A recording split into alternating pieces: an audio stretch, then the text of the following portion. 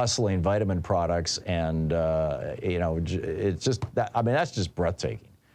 But they hit him with this huge penalty, and it raises an interesting question. I mean, the victims of Alex Jones's lies are identifiable, right? There's 20 children and 6 adults who were murdered at Sandy Hook. And the families of those people are the victims of Jones's lies. So we know who they are. But I think this raises a really vital question. When are the victims of the oil companies' lies? Lies that the fossil fuel industry has been peddling intentionally, knowing the damage that their products would cause, has been intentionally peddling since the 1980s, since the Reagan administration.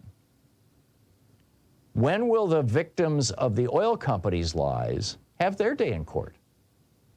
The people who have died or been injured or lost their homes in forest fires in California and across the West. The people who have drowned and died from global climate change amped up hurricanes in the southeastern United States. The people who have lost their homes or their lives or their loved ones to floods from West Virginia all the way over to Nebraska, or from derecos, these giant mile-long hurricanes that are now sweeping across the Midwest. When will those people have their day in court? And this is a question that goes beyond just the United States, but here in the United States it's particularly interesting.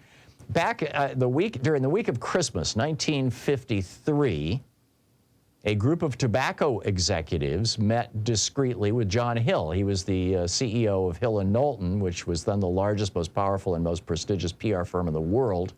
They met at the Plaza Hotel in Manhattan.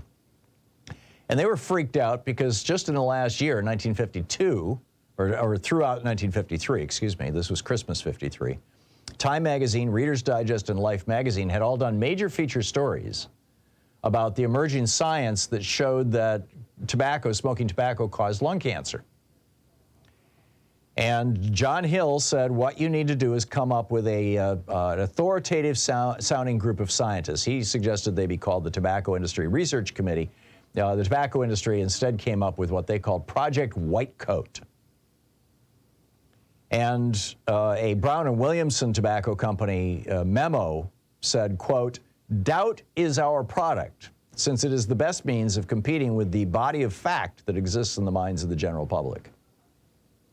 And this is exactly what the oil company did. They took, from 1953 until 1998, when the tobacco industry got hit with a $208 billion settlement in court.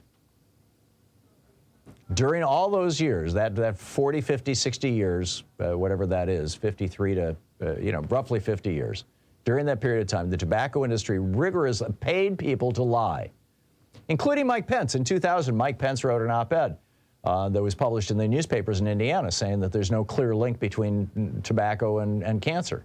In 2000. He was just another politician on the take. Well, the fossil fuel industry in 1981, when they were told by their scientists, this was ExxonMobil's scientist, Marty Hofert, when they were told in 1981 that the computer models definitely showed that disastrous climate change was coming as a result of people using their products, they did the same thing the tobacco industry did. As Hofert told the BBC 2 years ago, he said what they did was immoral. They spread doubt about the dangers of climate change when their own researchers were confirming how serious a threat it was. And he should know he was one of those researchers. Denmark just announced that they're allocating $13 million to help people in poor countries. Now, $13 million doesn't sound like a lot of money, but it'll go a long way in Bangladesh.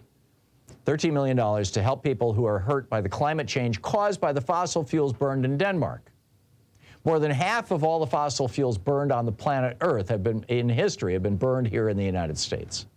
We are the big dog in this thing. Scotland's First Minister, Nicola Sturgeon, just committed $1 million to the United Nations Climate Justice Resilience Fund. But I'm wondering, when are the tobacco lawsuits going to come?